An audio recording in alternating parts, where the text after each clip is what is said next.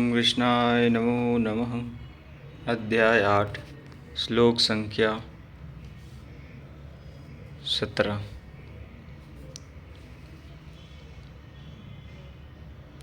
यदा सर्वे प्रमुच्यन्ते कामा यस्य हृदि श्रिता अथ मत्योरमृतो भवत्यत्र ब्रह्म समश्नुते। जब हृदय में स्थित संपूर्ण कामनाएं समूल नष्ट हो जाती हैं, तब मरण धर्मा मनुष्य अमर हो जाता है और यहीं इसी संसार में, इसी शरीर में परम ब्रह्म का भली भांति साक्षात अनुभव कर लेता है। प्रश्न उठता है कि हम ब्रह्मा भी मरण धर्मा हैं। अध्याय 3 में तो योगेश्वर श्री कृष्ण ने प्रजापति ब्रह्मा के प्रसंग में कहा कि प्राप्ति के पश्चात बुद्धि मात्र यंत्र है, उनके द्वारा परमात्मा ही व्यक्त होता है। ऐसे महापुरुषों के द्वारा ही यज्ञ की रचना हुई है और यहाँ कहते हैं कि ब्रह्मा की स्थिति प्राप्त करने वाला भी पूर्णावृत्ति है। योगेश्वर श्री कृष्ण कहना क्या चाहते हैं? वस्तुतः जिन महापुरुषों के द्वारा परमात्मा ही व्यक्त होता है, उन महापुरुषों की बुद्धि भी ब्रह्मा नहीं है, लेकिन लोगों को उपदेश देने के कारण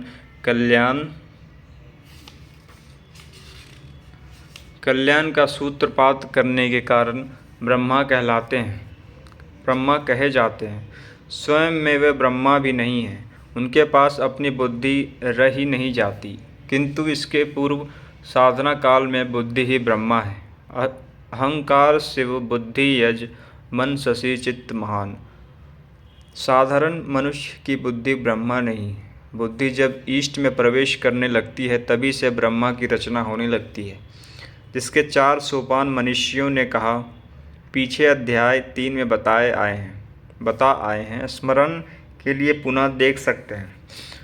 ब्रह्मविद, ब्रह्मविद्वर, ब्रह्मविद्वरियान, ब्रह्मविद्वरिष्ट। ब्रह्मविद का बुद्धि है।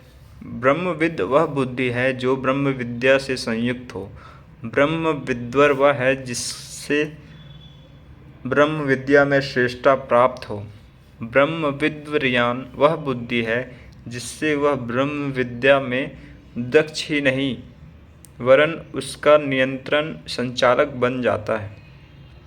ब्रह्मविद्वरिष्ठ बुद्धि का वह अंतिम छोर है जिसमें इष्ट प्रभावित है। यहाँ तक बुद्धि का अस्तित्व है, क्योंकि प्रवाहित होने वाला इष्ट अभी कहीं अलग है और ग्रहणकर्ता बुद्धि अलग है। अभी वह प्रकृति की सीमा में है। वह स्वयं प्रकाश स्वरूप में जब बुद्धि ब्रह्मा रहती है, जागृत है, तो संपूर्ण भूत जागृत है, और जब अविद्या में रहती है तो अचेत है। इसी को प्रकाश और अंधकार, रात्रि और दिन कहकर संबोधित किया जाता है। देखें, ब्रह्मा अर्थात ब्रह्मविद्वेता की वह श्रेणी जिसमें इष्ट प्रभावित हैं, उसको प्राप्त सर्वोत्कृष्ट बुद्धि में भी विद्या जो स्वयं प्रकाश स्वरूप है, उसमें मिलाती है।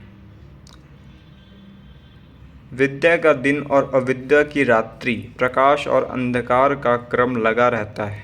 यहाँ तक साधक में माया कामयाब होती है। प्रकाश काल में अचेत भूत सचेत हो जाते हैं, उन्हें लक्ष्य दिखाई पड़ने लगता है, तथा बुद्धि के अंतराल में अविद्या की रात्रि के प्रवेश काल में सभी भूत अचेत हो जाते हैं। बुद्धि निश्चय नहीं कर पाती, स्वरूप की ओर बढ़ना बंद हो जाता है। यही ब्रह्मा का दिन और यही ब्रह्मा की रात्रि है।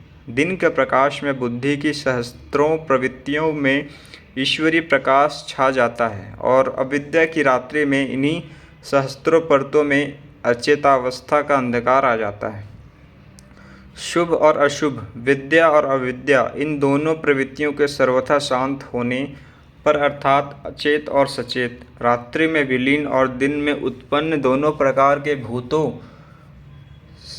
के मिट जाने पर उस अव्यक्त बुद्धि से भी अति परे शाश्वत अव्यक्त भाव मिलता है, जो फिर कभी नष्ट नहीं होता।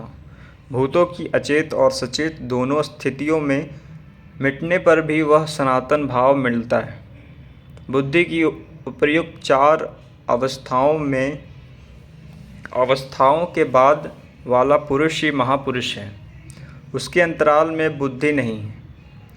बुद्धि परमात्मा का यंत्र जैसे हो गई है, किंतु लोगों को वह उपदेश करता है, निश्चय से प्रेरणा देता है, अतः उसमें बुद्धि प्रतीत होती है, किंतु वह बुद्धि के स्तर से परे है।